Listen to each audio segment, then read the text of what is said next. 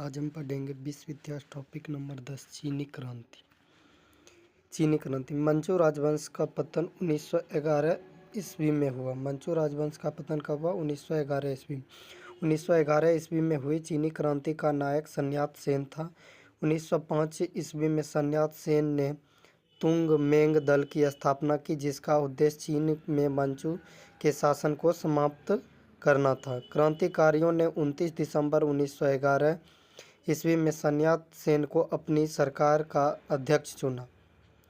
कोबिनेड league society का संस्थापक सन्यात सेन था। कोबिनेड लीग सोसाइटी का संस्थापक कौन था? सन्यात सेन था। 1911 में ईस्वी की क्रांति के बाद चीन में गणतंत्र शासन पद्धति की स्थापना हुई। 1911 ईस्वी की क्रांति के बाद चीन में गणतंत्र शासन पद्धति की स्थापना हुई।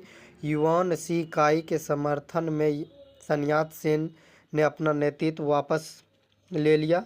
1912 ईस्वी में सन्यात सेन ने कुओमिनतांग पार्टी की स्थापना की। इस पार्टी के पुनर्गठन के लिए सेन ने माइकेल बोरोदीन को आमंत्रित किया।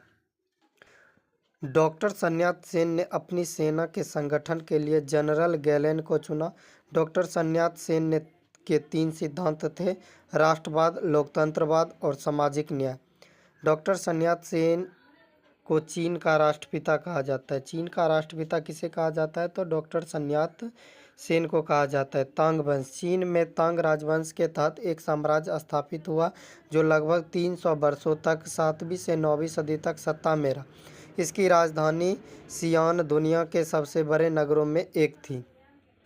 तांग साम्राज्य परीक्षा के माध्यम से नियुक्त की गई नौकरशाही तांग साम्राज्य परीक्षा के माध्यम से नियुक्त की गई नौकरशाही द्वारा प्रशासित होता था। डॉक्टर सन्यात सेन की मृत्यु कब हुई? तो 1925 ईस्वी में।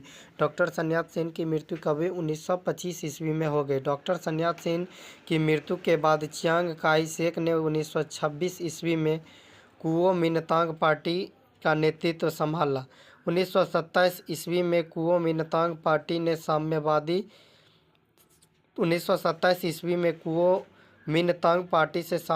साम्यवादी लोग अलग हुए। चीन में गृह युद्ध 1928 ईस्वी में शुरू हुआ। चीन में गृह युद्ध कब शुरू हुआ? 1928 ईस्वी में शुरू हुआ।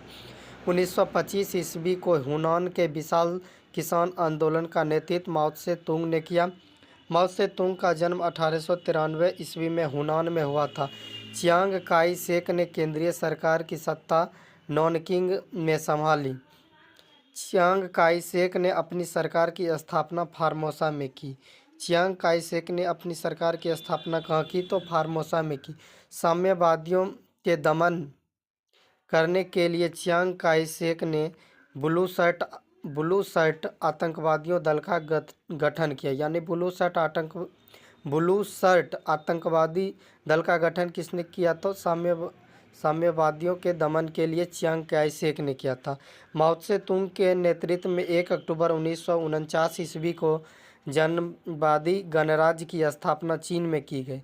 चीन साम्यवादी गणतंत्र का प्रथम अध्यक्ष माओ त्से तुंग था।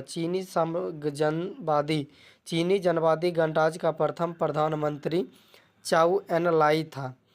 चीन के जनवादी गणराज्य की राजधानी हुनान था।